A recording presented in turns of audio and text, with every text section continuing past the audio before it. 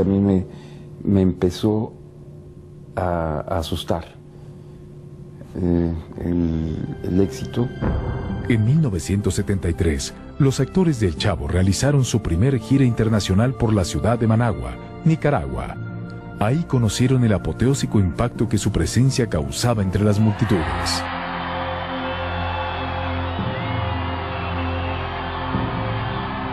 Y ahí están los más famosos. Bueno, espero que ustedes estén apreciando las dificultades que existen, que acabe el entusiasmo. Es impresionante, yo lloraba y lloraba y del nudo en la garganta, eran tumultos de gente, ¿no? En octubre de 1977, en Santiago de Chile, una valla humana de poco más de 17 kilómetros acompañó a los actores de El Chavo desde el aeropuerto internacional hasta su hotel. Era una valla enorme, enorme de niños, de papás, de mamás. Y cada 100 metros había un carabinero para resguardar el orden. Acaparó todas las edades y todas las clases sociales. Nos veían desde el más humilde hasta el presidente de la República, nos veían todos. Impresionante lo que hicimos en Chile, lo que hicimos en Perú, lo que hicimos en Colombia, lo que hicimos en Argentina. Fue la locura de parar la ciudad el día que llegábamos nosotros. La euforia y el cariño eran los mismos en cada país, en cada ciudad, en cada lugar al que los actores de la vecindad del Chavo llegaban. Esto hizo que el grupo mantuviera una estrecha relación de amistad que los convirtió en una familia, donde las travesuras, las aventuras y la fraternidad fueron una constante. Sobre todo al principio, muy al principio de las grabaciones, la convivencia iba más allá de las cámaras. Nos íbamos a comer juntos o salíamos a cenar. En 1977, previo a una presentación en el Estadio de Fútbol de Santiago de Chile, Ramón Valdés fue víctima de una broma de sus compañeros. Don Ramón es el primero en saltar a la cancha. A la cancha de Don Ramón en medio del aplauso infantil. Ramón Valdés, con la cachaza que lo caracterizaba, se tiró en el suelo de cemento a dormir la siesta. ¿Y dónde se nos ocurre a todos hincarnos alrededor de él a rezar? Nos pusimos todos y Ramón dormido. Y entra el utilero, que lo quería mucho a Ramón. ¿Qué pasó? Murió Ramón, le dijimos. No, empezó. A los gritos del utilero despertó Ramón y nos vio a todos. ¡Hijos de su! Nos puso a todos a correr todos, porque lo estábamos velando. Además, no sé quién, alguien consiguió una veladora, No, fue un funeral. La solidaridad también estuvo presente en el grupo. El 19 de septiembre de 1985, los actores se unieron para ayudar a su compañero Raúl Chato Padilla, quien había perdido el departamento que habitaba en Tlatelolco a raíz del terremoto que azotó la Ciudad de México. Él se quedó sin nada, ni muebles, ni nada. Todo se deshizo en el apartamento, perdió todo. Entonces el grupo Chespirito también lo apoyó. Y lo apoyamos, hicimos, una función, una gira completa. Y todo el dinero fue para que él se comprara eso. Él empezó a tener un poco de fricciones con Florinda Mesa. Y de hecho eso es lo que a él le molestaba, porque pues el jefe era el Chespirito. Pero pues ella, como pareja de él, empezó a querer como que ser también pues la jefa, y pues eso a mi papá ya no le gustó mucho. Y eso fue lo que le hizo que se ausentara durante un tiempo. Me llevo ya a don Ramón a Venezuela, hicimos una serie de El Niño de Papel. Sí, le fue muy bien, la verdad. Pero en Venezuela precisamente viene ya el problema del cáncer de mi papá y se tiene que regresar a México. Ramón Valdés sería diagnosticado con cáncer de estómago. Le hacen una cirugía donde el estómago se le reduce a menos de la mitad. Mi papá siguió haciendo su vida como la vivía antes. Él siguió disfrutando de sus comidas, de tomar cuando le gustaba, de fumar cuando también lo deseaba. Y fue increíble que Aunque los médicos, según en ese tiempo, nos dijeron que no pasaba de 6 meses, mi papá vivió todavía 3 años y medio. En 1987, Carlos Villagrán, Kiko, regresó a México para actuar junto con Ramón Valdés en el nuevo programa ¡Ah, qué Kiko!, en Imevisión. Y ahí ya fue cuando mi papá recayó de su enfermedad y ya no pudo seguir trabajando. Entra al hospital y pues los médicos lo revisan y ya el cáncer que le habían detectado 3 años antes, si no me equivoco, pues ya se le había distribuido a diferentes partes del cuerpo. El 9 de agosto de 1988, Ramón Valdés murió. Recuerdo perfectamente ese día, porque al llegar a tocar el tierra, el avión, y salir, fui de los primeros que abandonó el avión, me recibió un señor y decía, oiga, se murió don Ramón. Me tuve que poner ahí una silla porque fue una impresión. Yo sí me sentí muy mal.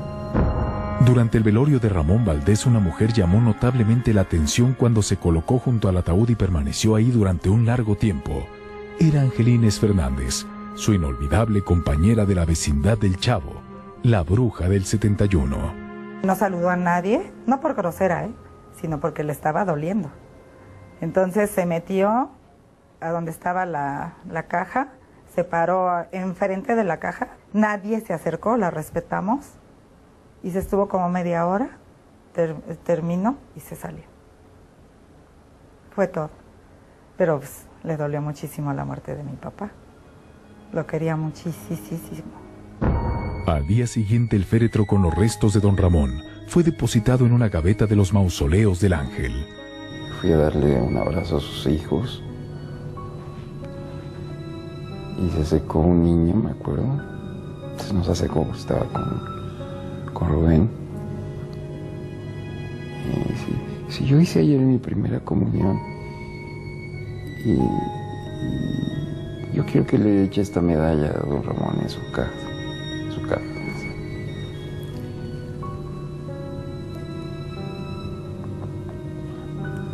Y bueno,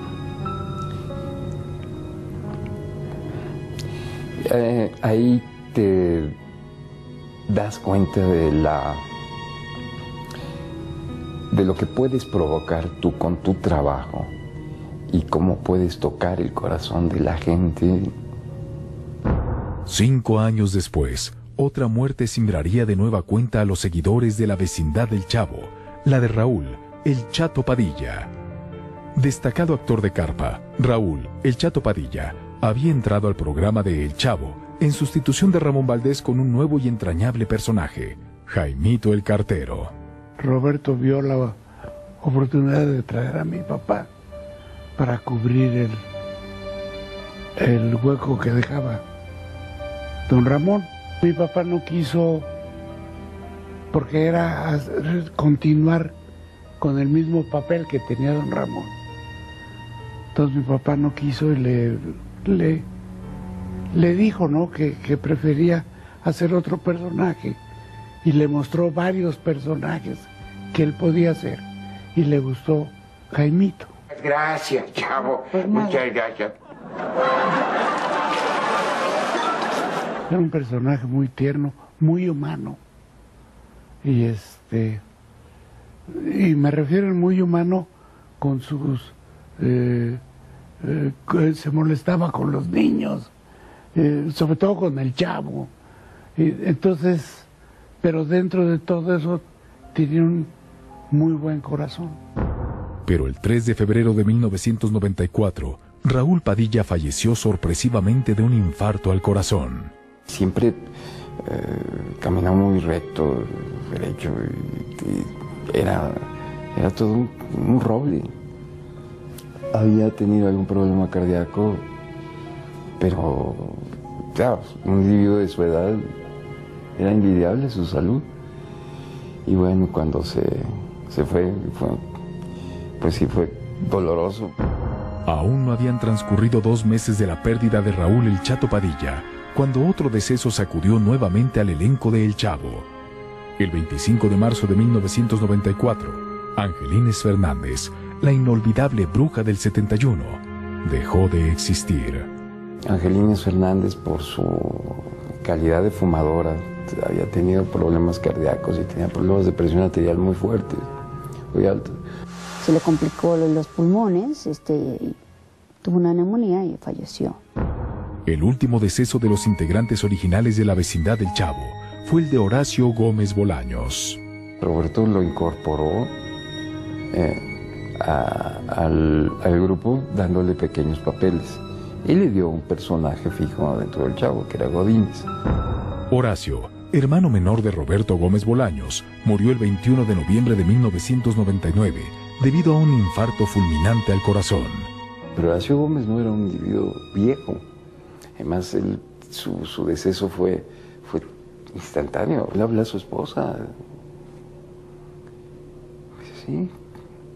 Subió al baño y se cayó en el baño y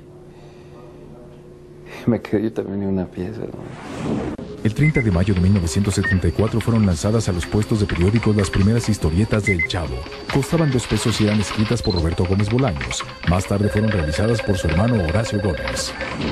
Después de terminar El Chavo, Roberto Gómez Bolaños se concentró en su trabajo como actor y productor de la obra teatral 11 y 12. Continuó su faceta como escritor, haciendo El Diario del Chavo del Ocho y su autobiografía Sin Querer Queriendo. Su salud se ha visto mermada por diversos padecimientos como herpes zóster y otros que le afectan las vías respiratorias debido a su afición al cigarro por más de 3 décadas. Su mujer, Florinda Mesa, se realizó como productora de telenovelas con Milagro y Magia y La Dueña, y tras contraer matrimonio con el escritor y productor el 19 de noviembre de 2004, se ha dedicado los últimos años a cuidarlo. Después de colocarse un bypass gástrico, Edgar Vivar mejoró su calidad de vida, reintegrándose al teatro y a las giras internacionales por países como Brasil y Argentina, donde sigue siendo un suceso. También ha incursionado en el cine. Estaba ya también con una muy precaria salud y había tenido yo una embolia pulmonar. En 2008, Rubén Aguirre sufrió un terrible accidente automovilístico al chocar contra un autobús de pasajeros, en el que su esposa perdió una pierna y él se fracturó la columna vertebral. No obstante, en cuanto se recuperó, continuó trabajando en El Circo del Profesor Girafales.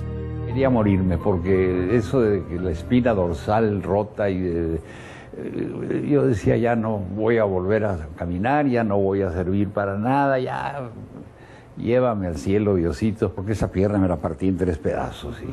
Pero de una sola operación me la arreglaron. Se me oprimió la médula espinal porque se me cerraron las vértebras. Yo no sé qué pasó y me tuvieron que operar de la espalda. María Antonieta de las Nieves realizó diversas giras con El Circo de la Chilindrina y a mediados de los 90 registró como suyo el personaje. Desde entonces rompió toda relación con Chespirito, quien reclama la paternidad de la Chilindrina.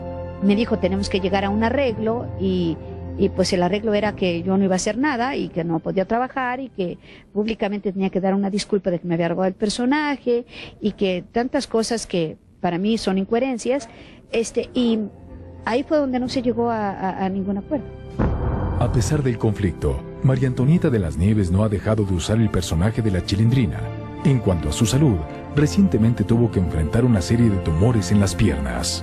A Dios gracias, se topó con un vecino que es nuestro tío de cariño y nuestro mejor amigo, que es especialista en esa enfermedad y el cual la ha sacado adelante hasta ahorita.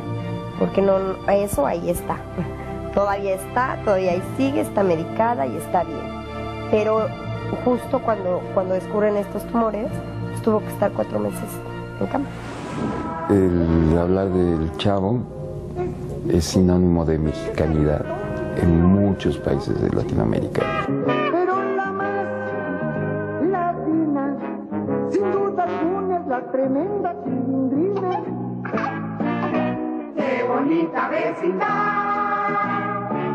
¡Qué bonita vecindad!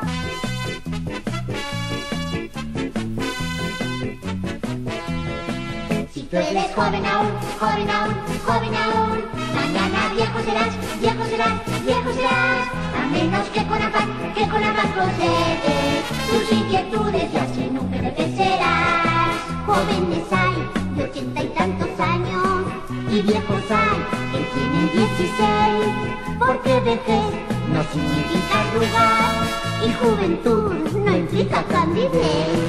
Si tú eres joven aún, joven aún, joven aún, mañana viejo serás, viejo serás, viejo serás, a menos que con afán conserves tus inquietudes y así nunca envejecerás. Un joven es aquel que vive limpio, con un ideal y metas que alcanzar.